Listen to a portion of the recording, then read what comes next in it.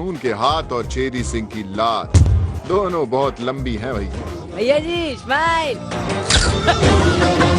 इस वीडियो में हम बात करेंगे 5 ऐसे फिल्मी सितारों की जिन्होंने ओरिजिनल फिल्म के साथ साथ उसके रीमेक में भी काम किया। मैंने बोला हाय, तब मुझे मालूम पड़ा कि ये संजय सिंह खन्ना है।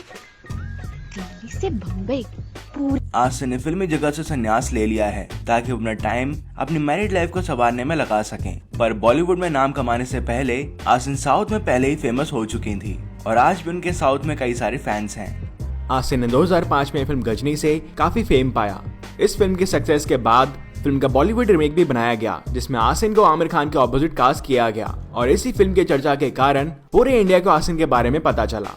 उनके हाथ और चेरी सिंह की लात दोनों बहुत लंबी हैं भैया। भैया जी स्माइल। वर्कर क्लास के मसीहा सोनू सूद की जिंदगी में स्ट्रगल की कोई कमी नहीं थी। आज वो जिस मुकाम पर हैं, वो इसी स्ट्रगल और मेहनत का नतीजा है। बॉलीवुड में कई रिजेक्शंस के बाद उन्हें अपना ब्रेक टॉलीवुड में मिला। दबंग में उनके किरदार छेदी सिंह की मशहूर सफलता के बाद इसके तमिल रीमेक में जिसका नाम था ओस्टे, उसमें उन्हें कास्ट किया गया। पूरे देश के लिए Sonu Sood real life hero के साथ साथ एक रियल लाइफ हीरो भी बन गए हैं।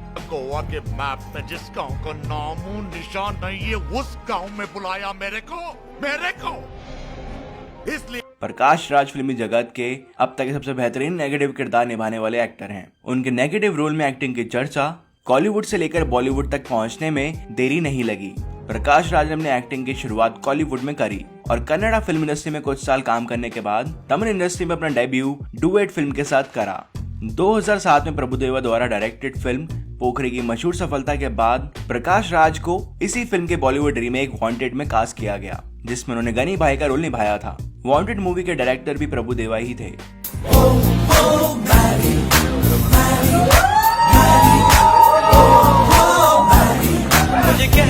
आर माधवन अपनी बहुत सारी फिल्मों के लिए जाने जाते हैं, पर उनकी एक अकेली ऐसी फिल्म है जिसने इस फिल्म के डायरेक्टर्स को यकीन दिला दिया था कि इस रोल के लिए कोई और अभिनेता शायद ही जस्टिस कर पाएगा।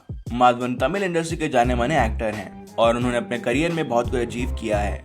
फिल्म मिन्नले ने तमिल फिल्म इंडस्ट्री में तहलका मचा दिया था और मूवी की माइंड ब्लोइंग सफलता के बाद डायरेक्टर्स कन्विंस हो चुके थे कि इस फिल्म के बॉलीवुड रीमेक में भी आर माधवन को ही लेना है, क्योंकि डायरेक्टर्स और फैंस की मानी जाए तो माधवन से अच्छा इस रोल को कोई और नहीं निभा पाता। इसी कारण रहना है तेरे दिल में की लीड एक्टर आर माधवन और लीड एक्ट्रेस के तौर पर दिया मिर्जा को लिया गया।